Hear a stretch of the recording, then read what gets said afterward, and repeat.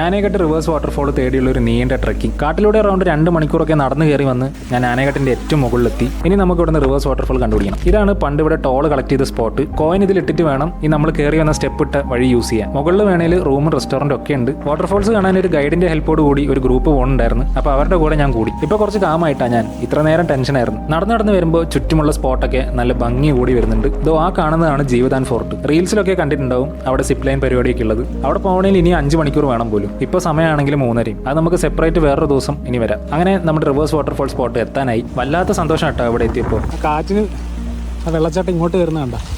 ഈ ഒരു സ്പോട്ടിൽ വന്നിരുന്ന് ആ ഒരു ഷോട്ട് കിട്ടാൻ. ഈ തണ്ടൊന്ന് അങ്ങോട്ട് എറിയുമ്പോൾ തിരിച്ചു വരുന്നത് നോക്കി.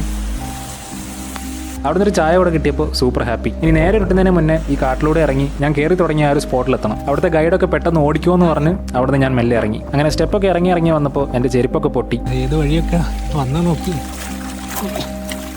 പിന്നെയും കുറേ അങ്ങനെ മുന്നോട്ട് പേടിച്ച് പോവുക. ഇത് ആ ഒരു സ്പോട്ടിൽ നിന്നാണ് കേട്ടോ നമ്മളിപ്പോൾ ഇറങ്ങി വന്നത്. അങ്ങനെ ഒരു 1.25 മണിക്കൂർ കഴിഞ്ഞ് നമ്മുടെ മെയിൻ എൻട്രൻസ് എത്താനായി. നേരെ ഇരുട്ടിയില്ല, ഭാഗ്യം. അവിടുന്ന് ഒരു ബയ്യയുടെ സ്പ്ലെൻഡർ നിർത്തി തന്നിട്ടാ തിരിച്ച് തോക്കുവാടെ ബസ് സ്റ്റോപ്പിലേക്ക് പോകാൻ. അവിടുന്ന് ബസ് കിട്ടി. ഞാൻ ഇനി സ്ട്രെയിറ്റ് ടു കല്യാൺ. വെള്ളവും കാപ്പിയും ഒക്കെ കുടിച്ച് നമ്മുടെ ബസ്സിൽ മെല്ലെ ഒരു 8:30 ആയപ്പോൾ കല്യാൺ ബസ് സ്റ്റാൻഡിലെത്തി. സോ ഒരു അടിപൊളി ട്രെക്കിംഗ് എക്സ്പീരിയൻസ് ആയിരുന്നത്. ഡീറ്റെയിൽസ് ഒക്കെ ഞാൻ PDF ആയിട്ട് ഒരു റീലിൽ വരാം. അപ്പോൾ അടുത്ത സ്റ്റോറിയിൽ കാണാം.